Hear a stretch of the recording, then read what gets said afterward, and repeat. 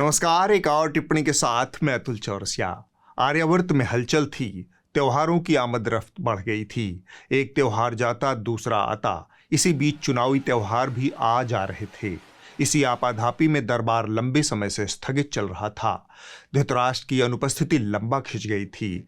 डंकापति की non biological रंगत भी काफी फीकी फीकी सी चल रही थी। ऐसे में संजय को बड़ी शिद्दत से दरबार की तलब लगी।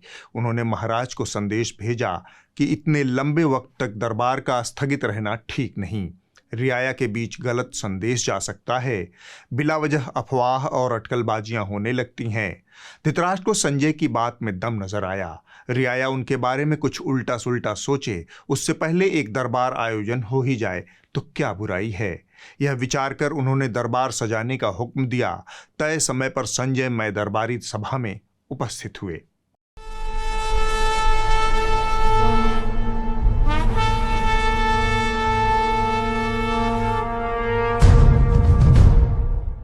हस्तिनापुर की हवा में बारूद की गंध थी। यह इस बात का सबूत था कि रियाया ने दिवाली के मौके पर अपनी सांस घोटने का काम पूरी जिम्मेदारी और तन्मयता से निभाया था। दरबार झालरों और लड़ियों से अभी भी जगमग था। धृतराष्ट्र के माथे पर शेष बचा हुआ तिलक बता रहा था कि लक्ष्मी और गणेश की पूजा उन्होंने विधिवत रीति रिवाजों के साथ की थी। वो बैठे हस्तिनापुर में थे, लेकिन याद उन्हें जम्बूद्वीप की आ रही थी। उन्होंने संजय से पूछा, सुन रहे हैं कि जम्बूद्वीप में दिवाली पर जमकर रौला कटा है। चारों तरफ दीप ही दीप जले, खुशियां ही खुशियां थी। संजय ने कहा, वाजिब फरमाया महाराज, कमजोर आंख वालों की तो नजरें ही चुधिया गई। नेत्रहीन धृतराष्ट्र यह सुनकर तिलमिला गए। संजय को भी अपनी गलती का एहसास हुआ, सो उन्होंने जल्द से एक वृत्त चित्र चालू कर दिया।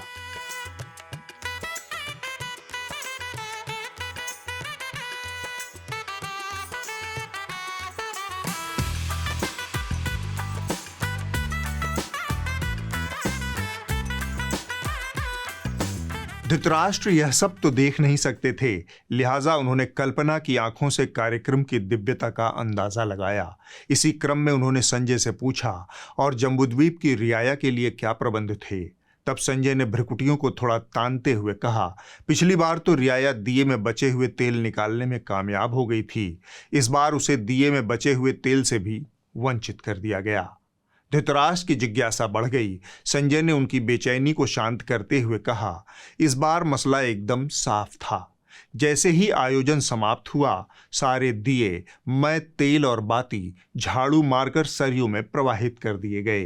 तेल नदी में जाए, नदी के जीव जंतु खाएं मरें, उनकी अपनी किस्मत। लेकिन गरीब आदमी तेल पर हाथ साफ नहीं कर सकता। और जमीन पे तेल बहाया जा रहा है। तब अभी ये सब दीपक सारे जलाए भी नहीं गए थे, में से बहुत से दीपक जले नहीं, 90% नहीं जले। संजय ने बोलना जारी रखा। दिए पूरा नहीं जले थे, उनमें तेल भी पड़ा था। बेहतर तो होता कि गरीब उस तेल को निकाल ही लेते, लेकिन सरकारों के लिए यह कोई अच्छी तस्वीर नहीं होती। सरकार जनता का तेल निकालने के लिए होती है। जनता सरकार के दिए से अगर तेल निकाल ले तो यह सरकार का इकबाल खत्म होने वाली बात है। और साथ में उस दिव्य भव्य आर्यावर्त की छवि का भी सवाल है, जहां राम राज्य आ चुका है। वहां पर लोग जले हुए दियों से तेल निकालें, यह भला कैसे बर्दाश्त होता। इससे भी अहम बात यह कि दिए कोई त्योहार मनाने या रोशनी फैलाने के लिए नहीं जलाए गए थे। वह काम तो आदमी अपने घर, दुकान, मकानों में करता है। अयोध्या में दिए जलाए गए थे रिकॉर्ड बनाने के लिए। रिकॉर्ड बन गया, उसके बाद झाड़ू मारना ही सर्वोत्तम विकल्प था। धृतराष्ट्र को संजय की बातों में मजा नहीं आ रहा था। मायूसी की हालत में उन्होंने डंकापति को याद किया। डंकापति का जिक्र सुनकर संजय का चेहरा खिल उठा। खिले खिले चेहरे से उन्होंने कहा, बड़े दिनों बाद डंकापति पुरानी रंगत में लौटे। लगता है त्योहारों के मौसम ने उनके ऊपर कुछ जादू सा किया है। 400 पार वाले नॉन बायोलॉजिकल झटके से उबरने में उन्हें काफी वक्त लग गया, पर लगता है कि अब उबर गए हैं। मेरे मित्र पेड्रो सांचेज जी के उनकी पहली भारत की यात्रा है। आपकी इस यात्रा से हमारे संबंधों में एक नई ऊर्जा और उत्साह का संचार हुआ। संजय ने कहा, उबरना तो छोटी बात होगी महाराज, मुझे तो लगता है कि डंकापति मई 2024 के पहले वाली अवस्था में लौट आए हैं। जो डंकापति अब तक बता रहे थे कि लोग आपकी भैंसें खोल ले जाएंगे, वो अब बता रहे हैं कि लोग आपकी बेटियों को भी उठा ले जाएंगे। इसलिए वोट सिर्फ उन्हें ही दें। ये आपकी रोटी भी छीन रहे हैं, ये आपकी बेटी भी छीन रहे हैं। डंकापति का यह रूप देखकर धृतराष्ट्र के अंदर तसल्ली का भाव जगा। आश्वस्ति के भाव से उन्होंने डंकापति की हालिया गतिविधियों का जायजा लेने की सोची और संजय से कहा, राष्ट्र सेवा में सतत समर्पित डंकापति की कुछ कहानियां सुनाओ। संजय ने आज्ञा का पालन करते हुए कहा, डंकापति बुजुर्गों की सेवा में बुरी तरह से लीन हैं। दिन रात बुजुर्ग रटते रहते हैं। खुद 75 के हो रहे हैं, लेकिन सेवा उन्हें 70 पार वाले बुजुर्गों की करनी है। कुछ भी इस सेवा में उन्हें सिर्फ एक बात का गम खाए जा रहा है, वो दिल्ली और बंगाल के बुजुर्गों की सेवा नहीं कर पा रहे। मैं दिल्ली के 70 साल के ऊपर के जितने बुजुर्ग हैं और पश्चिम बंगाल के 70 साल के ऊपर के जितने बुजुर्ग हैं, उनसे क्षमा मांगता हूं कि मैं आपकी सेवा नहीं कर पाऊंगा। मैं उनसे क्षमा मांगता हूं कि मुझे पता तो चलेगा आपको कष्ट है, मुझे जानकारी तो मिलेगी, लेकिन मैं आपको सहाय नहीं कर पाऊंगा। धृतराष्ट्र को बहुत आश्चर्य हुआ। उन्होंने सवाल दागा, क्या बाकी देश के युवाओं, महिलाओं, बुजुर्गों का कल्याण कर दिया डंकापति ने? संजय कुछ बोलने के लिए कुलबुला रहे थे। धृतराष्ट्र के सवाल ने उनकी कुलबुलाहट को उगलने का अवसर दिया। कुछ बोलने की बजाय उन्होंने एक वृत्तचित्र चालू कर दिया।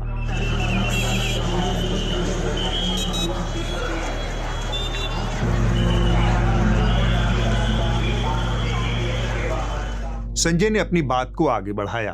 पूरे देश की रेल डंकापति ही चलाते हैं, लेकिन उनकी सेवा में कुछ कसर रह गई है। दिल्ली बंगाल के बुजुर्गों के दर्द में डंकापति दिल्ली से बिहार और बंगाल जाने की चाह रखने वाले युवाओं को भूल गए हैं। लोग एक दूसरे के ऊपर चढ़कर जा रहे हैं। एक फिरंगी महिला से यह सब देखा नहीं गया, सो वो भारतीय रेलों का खुला सच खुले में लेकर आ गई। आर्यावर्त के गांव भले ही खुले में शौच से मुक्त हो चुके हों, लेकिन आर्यावर्त की रेलें खुले में शौच जितनी ही गंदी और दुर्गंध से युक्त हैं। इसके शौचालय खुले में शौच जितने ही सुवासित और हाइजीनिक हैं।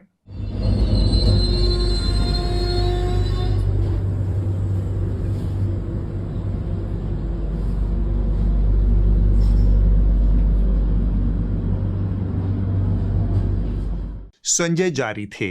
इसके आगे जो हुआ वह आपके लिए जानी पहचानी पटकथा है। एक आईटी सेल है, उसके 1,50,000 खलिहर ट्रोल उचक्के हैं। उन्होंने फिरंगी महिला को टारगेट करना शुरू कर दिया। कुछ ने उसकी मंशा पर सवाल उठाए, कुछ ने गाली गलौज की और कुछ ने उसके ट्रैवल बजट की खिल्ली उड़ाई। ज्यादातर समझदार लोगों ने उसे वंदे भारत में यात्रा करने की सलाह दी। मुझे इन ज्यादा समझदार लोगों से विशेष हमदर्दी है। ये भारत के वो जागरूक नागरिक हैं जिनके दिमाग में कूट कूट कर भरा हुआ है कि इस देश में सारा मामला औकात से तय होता है। यहाँ कुछ लोगों की औकात होती है और कुछ लोगों की औकात नहीं होती। जिनकी औकात होती है वो वंदे भारत ट्रेन से थोड़ी इज्जतदार यात्रा कर सकते हैं। जिनकी औकात नहीं होती वो फाफा मऊ बजरडीहा इंटरसिटी में इज्जत दांव पर लगाकर यात्रा करते हैं। सबको इज्जत के साथ यात्रा करने का अधिकार इस देश में नहीं है। आईटी सेल के खलिहर लौंडों ने यही बात पूरी अभद्रता और अश्लीलता के साथ उस विदेशी महिला को समझा दिया। अगर आप हमारे देश को नीचा दिखाना चाहती हैं तो इससे ऐसा कुछ भी नहीं होगा। अपना बजट बढ़ाइए, फिर से कोशिश करिए। ये लड़की बहुत चालाक है। इसे पता है कि इंस्टाग्राम का एल्गोरिदम कैसे काम करता है। बस भारत को भला बुरा कहो और वायरल हो जाओ। जेब में पैसे नहीं हैं तो हमारे देश में आने की जरूरत नहीं। भिखारियों का आना मना है। अंग्रेजों भारत छोड़ो, इनकलाब जिंदाबाद। लेकिन बहुतेरे राष्ट्रवादी ऐसे भी हैं जिन्हें उस विदेशी महिला को सबक सिखाने की हुड़क तो थी, लेकिन वो अपनी शीलता और भद्रता को छोड़ना भी नहीं चाहते थे। ये सच्चे अर्थ वाले राष्ट्रवादी थे। इन लोगों ने उस विदेशी महिला को सबक सिखाने के लिए एड़ी चोटी का जोर लगाया और आर्यावर्त की रेल में यात्रा की एक दुर्लभ तस्वीर साझा की। शील और भद्र राष्ट्रवादी ट्रोल उचक्कों ने तर्क दिया कि हमारी रेलें इतनी स्वच्छ और सुवासित हैं कि आप उनके शौचालयों में भी आराम की नींद लेते हुए यात्रा कर सकते हैं। बात साफ है कि विदेशी महिला जानबूझकर आर्यावर्त को बदनाम करना चाहती है। यह जो युवक ट्रेन के शौचालय में सो रहा है वह डंकापति के ताज़ा सुपर पावर बने आर्यावर्त का प्रतिनिधि है। बड़ी देर से हाथ पर हाथ धरे संजय की बात सुन रहे धृतराष्ट्र का मन बैठ गया। उन्होंने पूछा, जब यह सब हो रहा था तब डंकापति के शागिर्द वैष्णव महाराज कहाँ थे? संजय ने कहा, वो हाथ हिला रहे थे।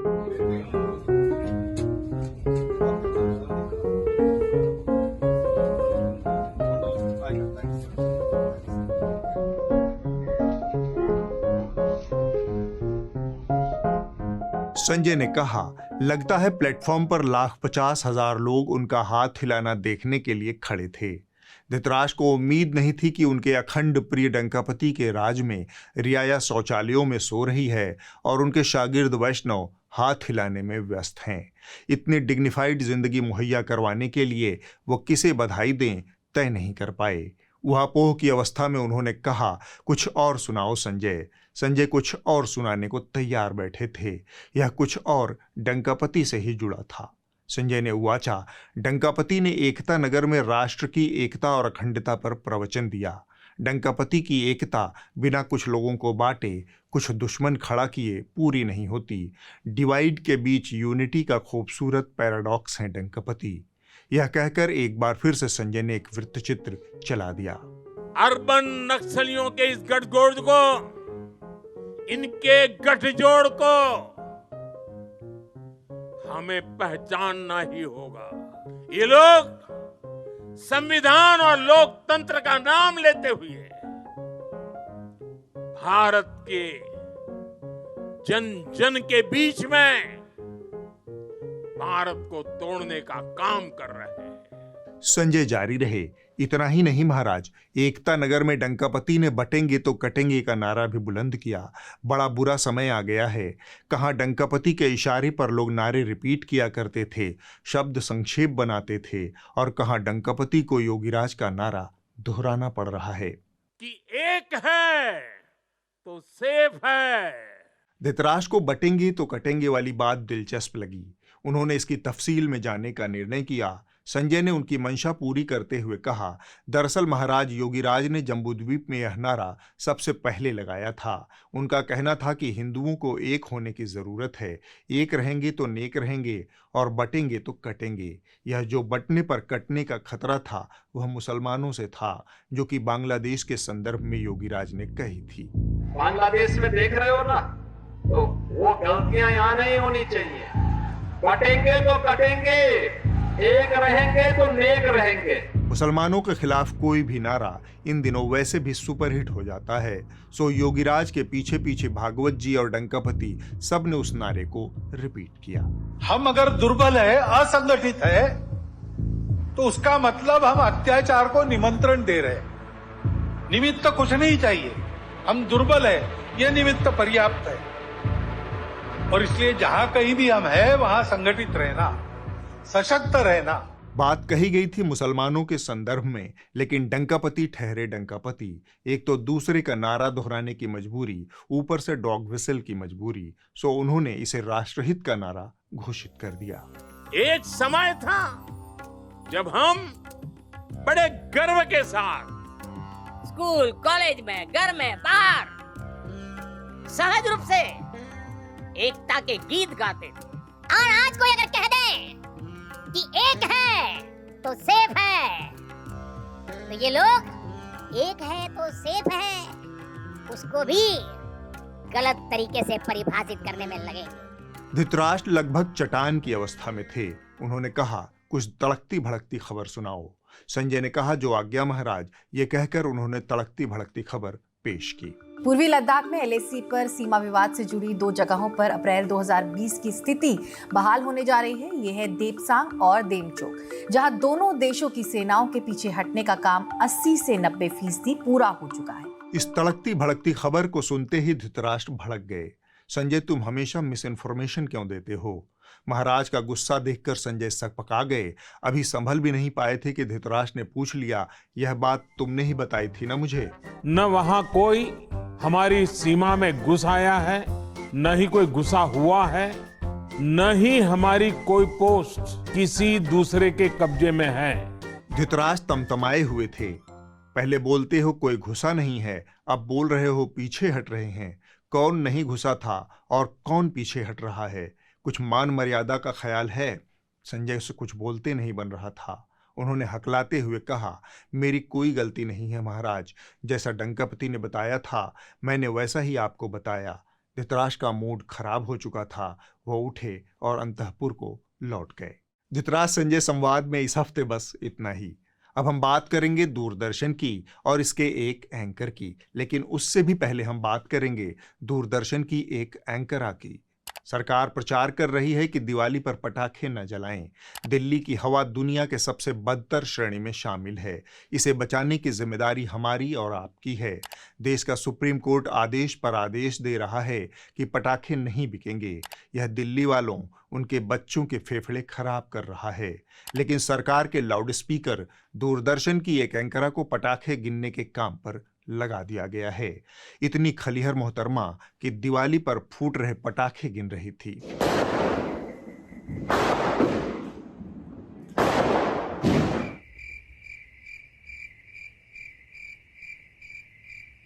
ये दूरदर्शन पर दर्शन देती हैं। इसी दूरदर्शन पर एक और महाशय हैं अशोक श्रीवास्तव। इन दोनों ने मिलकर दूरदर्शन को सांप्रदायिक, मिसइंफॉर्मेशन और विपक्ष विरोधी चैनल में तब्दील कर दिया है। यहाँ पत्रकारिता के सबसे बुनियादी सिद्धांत तथ्य यानी फैक्ट की कोई औकात नहीं बची है। तथ्य पर बात करना अब दूरदर्शन की फितरत में नहीं रहा। और ये कहा जा रहा है, सोशल मीडिया पर आज चर्चा चल रही है, ये आशंका है, ये कहा जा रहा है, ये चर्चा चल रही है, कुछ ऐसी खबरें जो है उछल रही हैं। कहा जा रहा है, आशंका है, ऐसा सुनने में आया है। ये वाक्य दूरदर्शन पर अब धड़ल्ले से इस्तेमाल होते हैं। पत्रकारिता और खासकर राष्ट्रीय प्रसारणकर्ता के नाते दूरदर्शन की खास जिम्मेदारी है कि वह तथ्यों पर बात करे, निष्पक्षता से बात करे, लेकिन उसकी जगह अटकल और अनुमान से काम चलाया जा रहा है। कहने का मतलब इन्हें पता ढेले भर का नहीं है, ग्राउंड जीरो से कोई जुड़ाव नहीं है, फैक्ट का कोई वेरिफिकेशन, क्रॉस वेरिफिकेशन नहीं है, बस थेथरई है। ऐसा कहा जा रहा है, ऐसा सुनने में आ रहा है, ऐसी आशंका जताई जा रही है। आदि जुमले राष्ट्रीय प्रसारणकर्ता की दुर्दशा बयान करने के लिए काफी हैं। इस खबर में आपको दूरदर्शन और अशोक श्रीवास्तव की बीमारी का सही अंदाजा मिलेगा। एक रिपोर्ट आई थी, एक मीडिया रिपोर्ट के अनुसार त्रिपुरा में ऐसा बताया जा रहा है, करीब 2500 जो घुसपैठिए थे उन्होंने भी किसी तरह से वोट बना लिया। एक रिपोर्ट आई थी, एक मीडिया रिपोर्ट के अनुसार देश का सरकारी चैनल और अशोक श्रीवास्तव ये अफवाह खुलेआम फैला रहे हैं। उधर देश का चुनाव आयोग लोकतंत्र की जड़ें मजबूत करने के लिए, देश के हर नागरिक को वोट का अधिकार सुनिश्चित करने के लिए कटिबद्ध है। वह सीमा पार फंसे 2500 लोगों के वोट देने के अधिकार की व्यवस्था कर रहा है। यह फैक्ट चेक देखिए। चुनाव आयोग ने पश्चिम त्रिपुरा संसदीय क्षेत्र के तहत आने वाली भारत बांग्लादेश सीमा के पार रहने वाले लगभग 2500 भारतीय मतदाताओं के मतदान की पर्याप्त व्यवस्था की है। श्रीवास्तव के शो इसी तरह के झूठ और फर्जीवाड़े से भरे हुए हैं। न्यूज लॉन्ड्री ने उनके शो दो टूक का पिछले 2 महीने के दौरान एक मुआयना किया। हमने पाया कि इनके शो की मोटी मोटा 3 कैटेगरी बन सकती है। एक मिसइंफॉर्मेशन, जिसका जिक्र हमने अभी किया। इसके अलावा विपक्ष के खिलाफ बयानबाजी और सांप्रदायिक नफरत फैलाने वाले शो।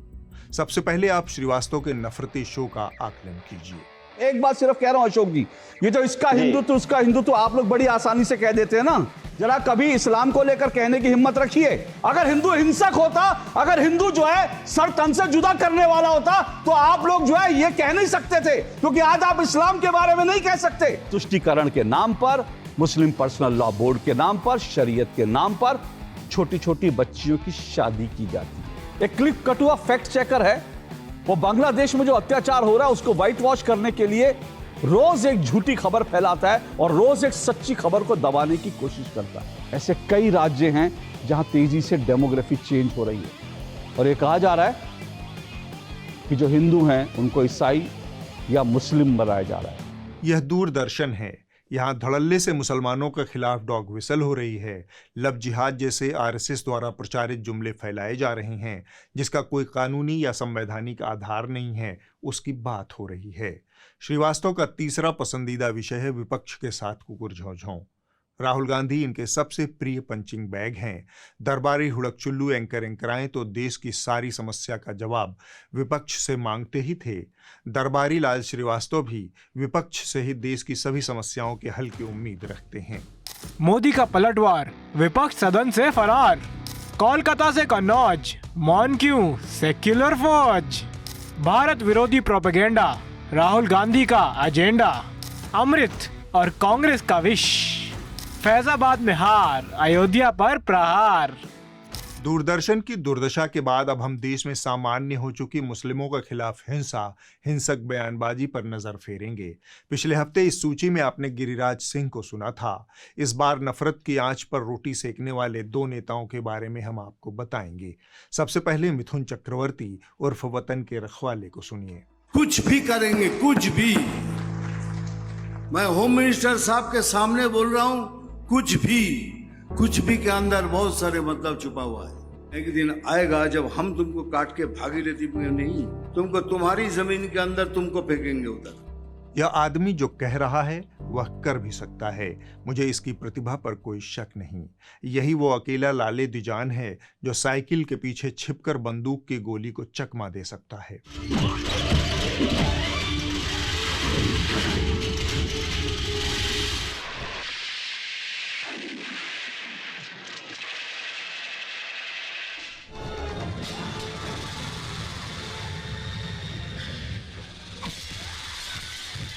यह आदमी एक दौर में हथियार बंद क्रांति के जरिए देश की तकदीर बदलने चला था। अब यह मुसलमानों को काटकर देश की तकदीर बदलेगा। What a disgrace. Mithun Chakraborty उर्फ वतन के रखवाले ने अपनी जहरीली जुबान देश के गृह मंत्री के सामने खोली। वही अमित शाह जी जिनकी सरकार ने कुछ दिन पहले मिथुन चक्रवर्ती को दादा साहेब फाल्के अवार्ड दिया है। इतना जल्दी नमक का कर्ज चुका देंगे मिथुन चक्रवर्ती, उम्मीद नहीं थी। अब हम जिस व्यक्ति का नाम लेने जा रहे हैं उसकी ख्याति नफरत की दुकानदारी करने वाले नेताओं की लिस्ट में बहुत ऊपर है। सनातन संस्कृति को रक्षा करने का लड़ाई है। अगर हम हार जाएगा ना, सनातन हार जाएगा। हम हारेगा ना, ये पीताम्बर नीलांबर सिद्धू कान्हू भगवान बिरसा मुंडा का भूमि इरफान अंसारी आलमगीर आलम लूट लेगा ये लोग। यह सब संविधान की शपथ लेने वाले खुलेआम बोल रहे हैं, धर्म के नाम पर वोट मांग रहे हैं। चुनाव आयोग मस्त चादर तान कर सो रहा है। हम और आप अब इस हफ्ते की रिपोर्ट देख लेते हैं। जो कही जा रही थी बातें के अंदर में भी। इस हफ्ते की रिपोर्ट द क्विंट हिंदी से है। यह देश में बदहाल और संवेदनहीन चिकित्सा व्यवस्था की एक बानगी है। मध्य प्रदेश के ढिंडौरी जिले में एक व्यक्ति की मौत हो गई।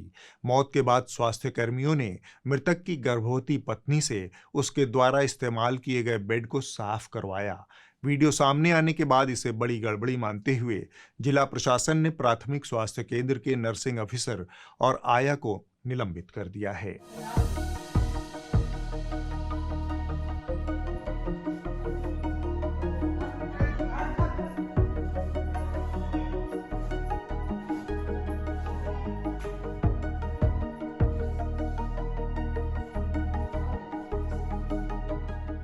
अगले हफ्ते होगी एक और टिप्पणी। नमस्कार।